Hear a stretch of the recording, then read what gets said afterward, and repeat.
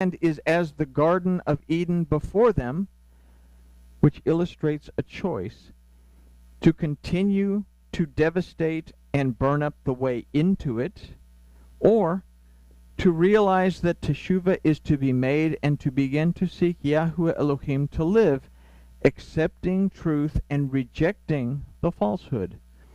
Last time we talked about Yoel, we discussed the verses that come later on in the line of this, and it said that changes had to be made, and it went on to say that those who call on the name of Yahuwah will be redeemed, delivered, and restored. But that is the farthest thing from the main line today. A lot of people think that the name of Elohim is God. That is his name. Don't take the name of the Lord your God in vain. People get very upset when you say God this or God that, and don't use the GD word, because it really sends people into a tizzy. But they don't understand that they are denying, they are making empty the very name that they are supposed to keep. So anyway, this is a choice that must be made as we consider the last phrase of this verse that says, yes, and nothing escapes them. Well, that sounds serious. So we start with the word lo, that means no or not, but also means without. Now, the word for escapes is an interesting word. It's peleta, that means both an escaped remnant, but it also means a refugee. Now, the root of this word is palat, that means to deliver or to carry away to safety. Two words in Hebrew that we don't see in the English of this verse is vegam, that means either or neither, and chayot, that comes from the root chaya, that means to live or to exist. So here we have to consider a choice in that we can choose to have life and further existence or not. We can choose whether we are in the remnant that is delivered in safety, or whether we are amongst the refugees that are not. Now, notice it says delivered in safety, as opposed to being raptured to safety. There's a big difference here. And we're going to consider that in just a second, but delivered in safety, or whether we are amongst the refugees that are not. So before we can formulate any kind of ideas from this, we have to look at an account that's found in Ezekiel, and this is chapter 9, 1 through 11, that here Elohim is talking to Ezekiel. It says, "He cried also in my ears with a loud voice, saying, Cause them that have charge over the city to draw near, even every man with his destroying weapon in his hand.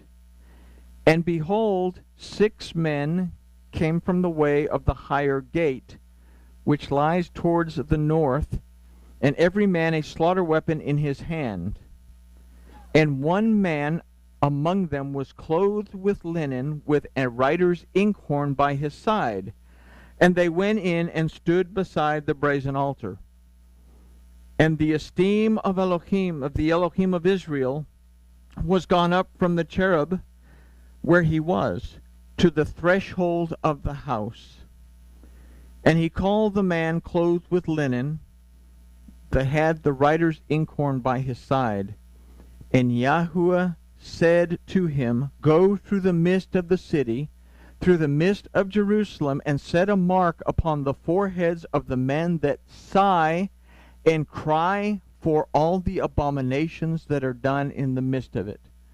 Go mark the people that recognize the lawlessness, that are crying out because of it. And to the others he said in my hearing, You go after him through the city and destroy. Let not your eye spare, neither have you pity.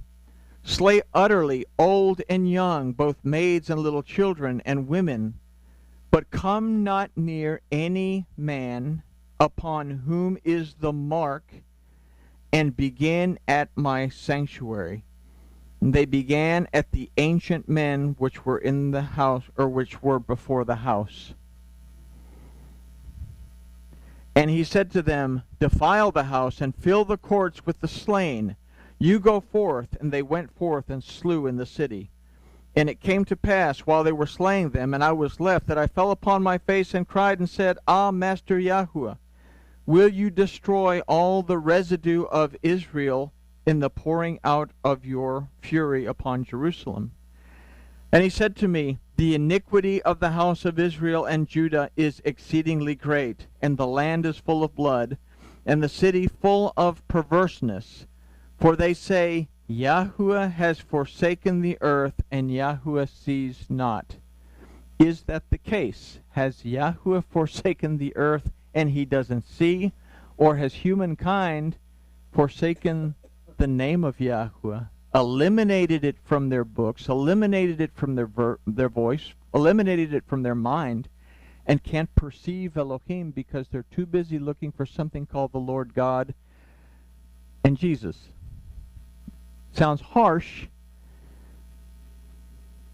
The Father is seeking those who will worship in spirit and in truth. Harsh realities are harsh realities. Anyway, it goes on. And as for me also, my eye shall not spare, neither will I have pity, but I will recompense their way upon their head. Elohim says, my eye will not spare, I will not have pity. He is an impartial judge. He cannot. But what he says here is, I will recompense their way upon their head. What they do will determine the judgment. What they do will determine the judgment. Which is interesting because in the first psalm, it says that those who are wrong, the wicked, in other words, will not rise to the judgment. So there is different groups here. Wickedness that fails to recognize any sort of relationship with Elohim will not rise to the judgment. The balance will rise to a judgment based on the relationship that they have tried to build. Paul tells us everyone is given a measure of faith. What we do with it will depend on this, but I will recompense their way upon their head. We have a responsibility to build a relationship with Yahuwah Elohim based on His truth, not our truth, because our truth can be way out there. So, and behold, the man clothed with linen, which had the inkhorn by his side, reported the matter, saying, I have done as you commanded me. Keeping that in mind, let's also take a look at Revelation 14, verse 1, and then verses 4 through 5. It says, And I looked, and behold, a lamb stood on the Mount Zion, and with him 144,000, having his Father's name written on their foreheads. So in Ezekiel, we've just talked about some cat in an inkhorn that's wearing a nice linen suit going through and marking everybody on the forehead. And if you didn't have the mark on that forehead, you didn't survive the day. Here it's saying that 144,000 that had the Father's name written on their head, these are they which are not defiled. This is verse 4. These are they which are not defiled with a woman, for they are virgins. These are they which follow the Lamb wherever he goes. These were redeemed from among the men, being the firstfruits of Yahuwah and to the Lamb. And in their mouth was found no guile, for they are without fault before the throne of Yahuwah. We have to understand what this means. It says, then we're all shot if we're guys here because we're all married and we're not part of this. Or is it the fact that the spiritual state has to be pure because it has not been defiled by a false spiritual state? And as such, we are clean. We are, like the virgin, undefiled by a false manifestation. When we make teshuvah, regardless of the lifestyle prior to that, we make teshuvah, we are clean. Okay? What we did in the past after teshuvah is irrelevant. So, we first have to address the idea of the refugee. If we consider Ezekiel, we can see that there will be no refugee. Only those who are marked were spared, the remnant. We see in both Ezekiel and in Revelation that this remnant is delivered in safety because they stayed true to the instruction of Yahweh and did not stray into false spiritual practice. They were not defiled for a woman, and they are virgins. Both Ezekiel and Revelation tell us that this remnant stayed true to the word of Yahweh and did not speak against it, nor did they defile it. Ezekiel tells us that those spared were the ones that sigh and that cry out for all the abominations that be done in the midst thereof. We consider 144,000, and I've slept since I looked at the word last, but it gives us a phrase that means those who are focused. So we got to go beyond this whole idea of, well, let's count 12,000 from each of the tribes of Israel. If we do that, considering 12,000, the numerical value, the gematria, means something. Each one of the names of the children of Israel means something, and it's an entirely different study for a different time. But if we stick to just simply the idea of 144,000, not concerning ourselves with counting 144,000 people, that the idea here in the gematria of that is those who are focused. What are we focused on? We're focused on worshiping the Father in truth so that our spirit can connect. So, with this in mind, what we can formulate is that a remnant will be spared and delivered in safety, but that there will be no refugees. And we could go to Revelation 22, 14, and 15, that tells us about those who are inside the gate that have access to the tree of life, and those that are outside that are fornicators and all this other bad stuff that will not enter in. Inside the garden, time ceases to exist. Outside the garden, time continues.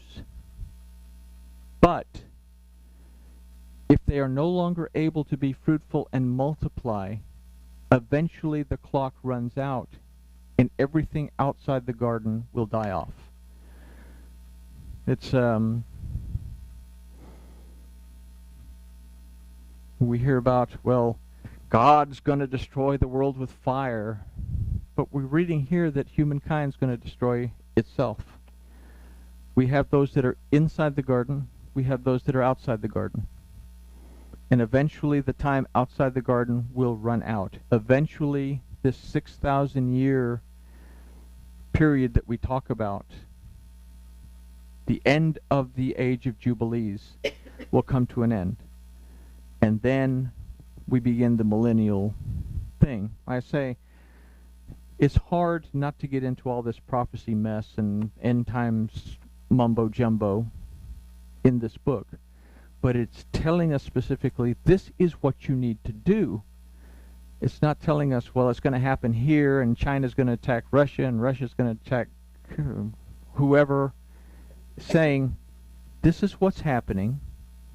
This is what you need to do in order to get your life right. And while you're at it, if you can help those around you and love your neighbor as yourself to get their life right, then do that. So we can formulate that a remnant will be spared and delivered in safety, but there will be no refugees. And to grasp this idea, we consider the words of Yahshua at Matthew. This is chapter 7, 13 and 14. He's telling us, enter in at the strait gate, for wide is the gate and broad is the way that leads to destruction, and many there be which go in there. Because strait is the gate and narrow is the way that leads to life, and few there be that find it.